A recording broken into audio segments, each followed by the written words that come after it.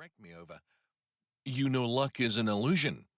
We shall find them or not find them without any help from foolish human notions, like fate or luck.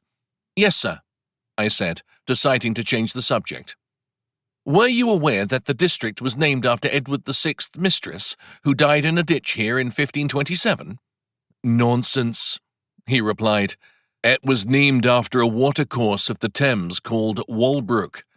You mustn't listen to tales. He was in an irritable mood after not having found the gang for 3 days, and my feet were tired.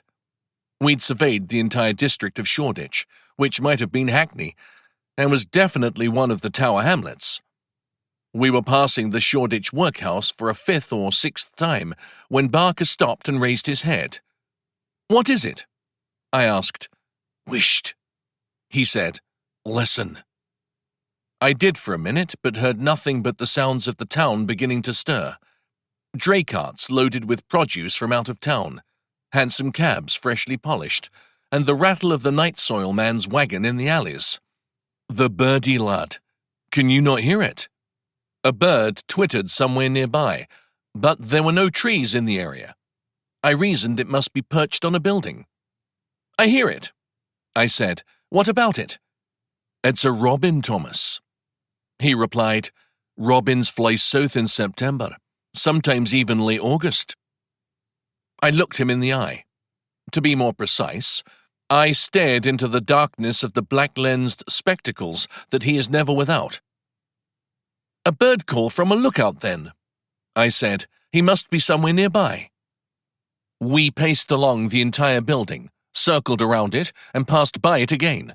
As if on cue, the bird twittered again, but I couldn't tell from which direction it came.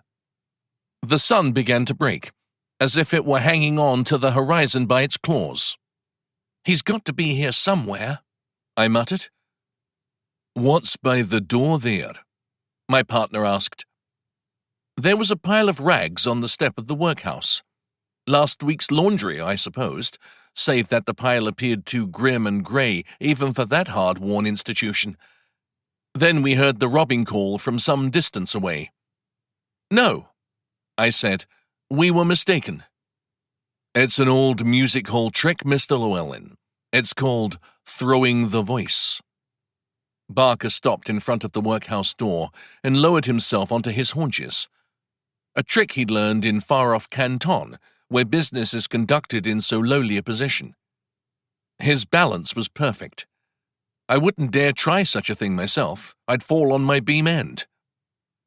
Barker reached toward the heap of rags and removed one from the top. The odor coming from the mass gave me no desire to move closer.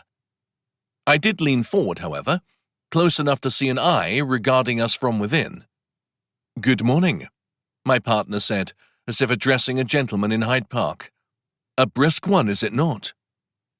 There was a rough squeak in answer, like a rusted hinge. My name is Cyrus Barker, the Gov continued, as if he'd come just to speak to him. What's yours? Dutch, came the answer after a hesitation. They call me Dutch. You've got a fine talent, Dutch, my partner stated. Mr. Llewellyn and I are most impressed. We'd like you to tell us which shop the Dawn Gang is burgling this morning. He said, No, there's no use denying it. If you tell me, I promise no harm will come to you. But if Scotland Yard hears of you, you'll be tossed in stir with the rest of them as an accomplice. Doesn't frighten me, sir, the voice rasped. I'll be dead by year's end. The season of death is upon us. Very well, Barker answered. If I cannot frighten you, let me tempt you.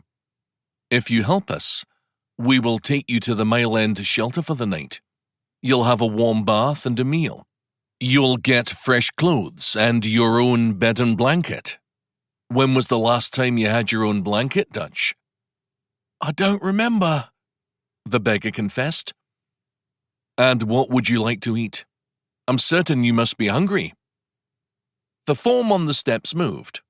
Again I smelled the acrid odor of unwashed flesh. The man wore an old waterproof in a grimy greyish brown, the same shade as the rest of his clothing. one of his broken shoes. To keep listening to this audiobook, I've left you a link in the description so you can do it at no cost thanks to Audible's 30-day free trial.